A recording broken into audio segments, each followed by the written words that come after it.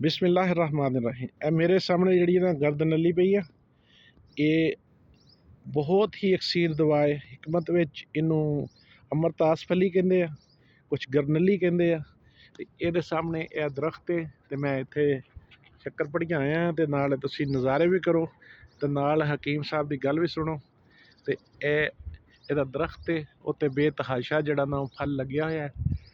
ਬਾਕੀ ਸਾਨੂੰ ਤਾਂ ਇੱਥੋਂ ਬਿਲਕੁਲ ਫ੍ਰੀ ਮਿਲ ਜਾਂਦਾ ਕਿ ਅਸੀਂ ਇੱਥੋਂ ਤੋੜ ਕੇ ਲਿਜਾ ਸਕਦੇ ਹਾਂ। ਬਿਲਕੁਲ ਸਰਕਾਰੀ ਦਰਖਤ ਹੈਗਾ ਅਤੇ ਇਹਨੂੰ ਅੰਨ੍ਹੇਵਾਹ ਕਿਸਮ ਦਾ ਫਲ ਲੱਗਾ ਹੋਇਆ।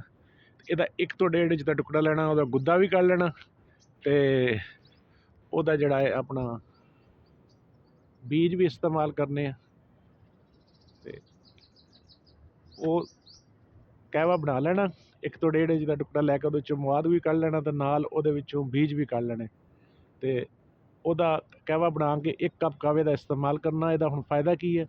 ਇਹਦਾ ਫ਼ਾਇਦਾ ਇਹ ਕਿ ਜਿਹੜੀ ਦਾਇਮੀ ਕਬਜ਼ ਹੋਵੇ ਉਹ ਠੀਕ ਹੋ ਜਾਂਦੀ ਹੈ। ਉਸ ਤੋਂ ਇਲਾਵਾ ਕਿਸੇ ਵੀ ਵਜ੍ਹਾ ਤੋਂ ਤੁਹਾਡਾ ਗਲਾ ਬੰਦ ਹੋਵੇ, ਖ਼ਰਾਬ ਹੋਣ ਦੀ ਵਜ੍ਹਾ ਤੋਂ ਬੰਦ ਹੋਵੇ, ਐਲਰਜੀ ਦੀ ਵਜ੍ਹਾ ਤੋਂ ਬੰਦ ਹੋਵੇ, ਸਰਦੀ ਦੀ ਵਜ੍ਹਾ ਤੋਂ ਬੰਦ ਹੋਵੇ, ਛਿੰਕਾਂ ਵਗੈਰਾ ਆਉਂਦੀਆਂ ਹੋਣ, ਗਲਾ ਬੰਦ ਹੋਵੇ, ਉਹ ਬਿਲਕੁਲ ਇੰਨਾ ਜਿਹੜਾ ਫਾਕਾ ਹੁੰਦਾ ਹੈ ਬਿਲਕੁਲ ਠੀਕ ਹੁੰਦਾ ਹੈ। ਔਰ ਬੜੀ ਅਕਸੀਰ ਦਵਾ ਹੈ, ਹਕਮਤ 'ਚ ਇਹਦਾ ਬੜਾ ਨਾਂ ਹੈ ਅਤੇ ਤੁਸੀਂ ਵੀ ਇਸਤੇਮਾਲ ਕਰੋ। ਅਗਰ ਤੁਹਾਨੂੰ ਇਹ ਨਹੀਂ ਮਿਲ ਸਕਦੀ ਇਸ ਤਰ੍ਹਾਂ ਆਮ ਸਿੱਧਾ ਬਾਹਰੋਂ ਦਰਖਤ ਤੋਂ, ਤਾਂ ਤੁਸੀਂ ਪੰਸਾਰੀ ਕੋਲੋਂ